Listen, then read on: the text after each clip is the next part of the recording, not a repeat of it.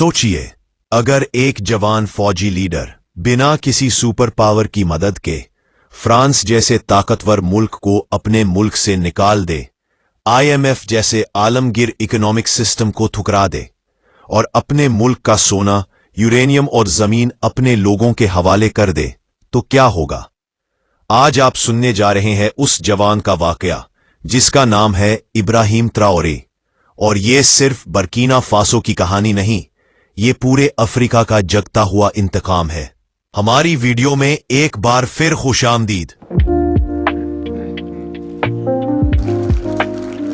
18 win और 19वीं सदी के दौरान यूरोप के ताकतवर मुल्कों जैसे फ्रांस, ब्रिटेन, पुर्तगाल, स्पेन और बेल्जियम ने अफ्रीका के ज्यादातर इलाकों पर कब्जा कर लिया। इन मुल्कों ने अफ्रीका के जमीन, सोना, तेल, कीमती पत्थर और एग्रीकल्चरल रिसोर्सेज को लूटना शुरू किया। उन्होंने आर्टिफिशियल बॉर्डर्स बनाए और लोकल कबीलों को डिवाइड कर दिया ताकि कभी एक होकर यूरोप के खिलाफ ना उठ सकाए। ये दौर स्क्रैम्बल फॉर अफ्रीका के नाम से मशहूर है। लोगों को फोर्सफुली काम पर लगाया गया। मारपीट, टॉर्चर और जबरदस्ती के निजाम ने अफ्रीका के सोशल स्ट्रक्चर को तबाह कर दिया। पीरियड। यूरोप के साथ साथ अमेरिका ने भी अफ्रीका के लोगों को गुलामों की तरह ले जाकर अपने फार्म्स और इंडस्ट्रीज में काम पर लगाया। 16 विन से 19वीं सदी तक लाखों अफ्रीकन्स को कैप्चर करके शिप्स में डालकर अमेरिका, ब्राजील और वेस्ट इंडीज भेजा गया। इन लोगों से बिना पैसे जानवरों की तरह काम लिया गया। अमेरिका ने अफ्रीका के जख्मों को और गहरा कर दिया। जब दुनिया मॉडर्न हो गई तो गुलामी का निजाम तो खत्म हो गया, लेकिन इकोनॉमिक और पॉलिटिकल एक्सप्लॉयटेशन अब भी चलती रही, नए तरीकों से। 1945 के बाद अफ्रीका के बहुत से मुल्कों ने आजादी हासिल की, लेकिन आजादी सिर्फ कागज पर थी। फ्रांस और ब्रिटेन जैसे मुल्कों ने अपने पपेट लीडर्स चुनाए जिनसे अपने इकोनॉमिक फायदे चलाए। आईएमएफ, वर्ल्ड बैंक और यूएन जैसे इंस्टीट्यूशंस के जरिए अफ्रीका को लोन्स दिए गए, लेकिन इन लोन्स के साथ ऐसे शर्तें लगाई गईं जो उन्हें हमेशा कर्ज में डूबा कर रखती है। 1. तालीम और सेहत का बजट कम करो। 2. लोकल करेंसी पर कंट्रोल छोड़ो। 3. अपनी फैक्ट्रीज नहीं लगा सकते। 4. रॉ माल एक्सपोर्ट करो, प्रोसेस्ड नहीं। मिलिट्री बेसेस बनने दो। 7. जो लीडर इनकार करे उसे हटा दो। 7. लोन रीपे करो वरना सैंक्शंस भुगतो। मगर फिर भी लोन्स लिए क्यों गए? आजादी के बाद अफ्रीका के पास ना इंफ्रास्ट्रक्चर था, ना इंडस्ट्रीज। आईएमएफ और वर्ल्ड बैंक ने लोन देना शुरू किया, मगर उन लोन्स के जरिए अपने फायदे उठाए। लीडर्स मजबूरन लोन लेते और मुल्क कर्जों के जाल में फंस जाता। इन्हीं शर्तों के जरिए वेस्ट अब भी अफ्रीका की इकोनॉमी, रिसोर्सेज और पॉलिसीज को कंट्रोल करता है। इसे मॉडर्न डे नियो कॉलोनियलिज्म कहा जाता है। अमेरिका ने अफ्रीका में मिलिट्री बेसिस बनाए, CIA के जरिए रेजीम चेंजेस करवाए और उन गवर्नमेंट्स को सपोर्ट किया जो उनके मकासद के लिए काम करती थी।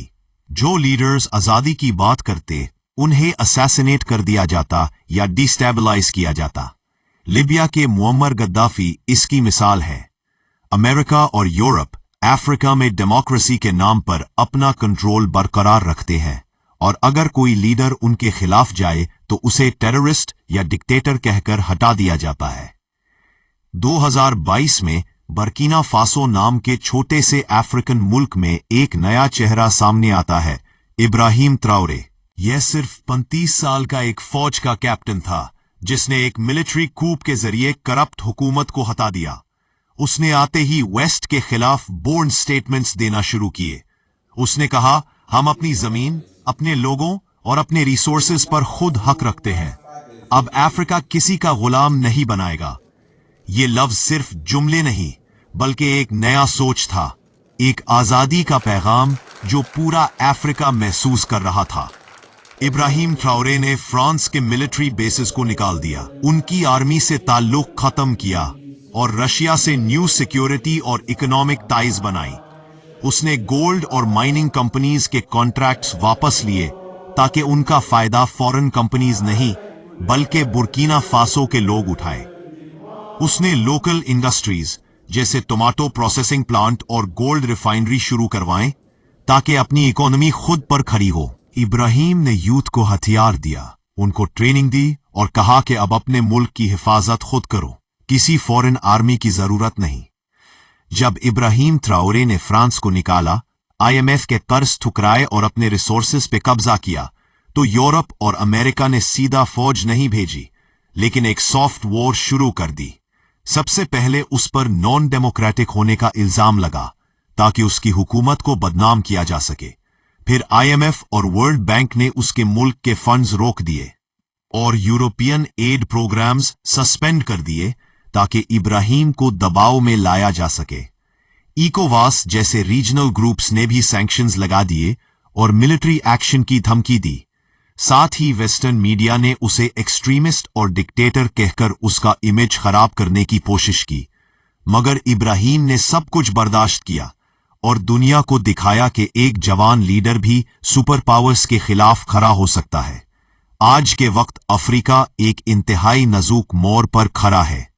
इब्राहिम ट्राओरे जैसे लीडर्स ने एक नई लहर चला दी है जिसमें गुलामी, न्यू कॉलोनियलिज्म और आईएमएफ जैसे दबों के खिलाफ बगावत हो रही है। माली, निजेर और बुर्किना फासो ने मिलिट्री अलायंसेस बनाकर वेस्ट से अलग रास्ता इख्तियार किया है। फ्रांस और अमेरिका जैसे मुल्क अब पॉलिटिकल इन्फ्लुएंस और इकोनॉमिक कंट्रोल खो रहे हैं, लेकिन इस बगावत की अपनी कीमत भी है। सैंक्शंस, इकोनॉमिक इंस्टेबिलिटी और मीडिया प्रोपेगेंडा अब भी जारी है। अगर ये लहर मजीद अफ्रीकन मुल्कों तक पहुंचती है तो एक नया आजाद और खुद मुख्तर अफ्रीका उभर कर सामने आ सकता है, जहां रिसोर्सेज अफ्रीका के लिए ही इस्तेमाल हों और फैसले भी यही हों। लेकिन अगर वेस्ट ने मिलिट्री इंटरफेरेंस या डिस्टेबलाइजेशन का रास्ता इख्तियार किया तो अफ्रीका एक और लंबी जंग का शिकार हो सकता है। अगला मोड़ या तो पूरी तरह आजादी का होगा या फिर एक नया स्ट्रगल जहां या तो सिस्टम टूटेगा या फिर से किसी और शक्ल में गुलामी वापस आएगी। फैसला अफ्रीका के अवाम और उनके लीडर्स के हाथ में है। सब्जेक्ट Сегодня нас объединяет общая цель борьбы с терроризмом и экстремизмом. Будем и далее помогать Республике в восстановлении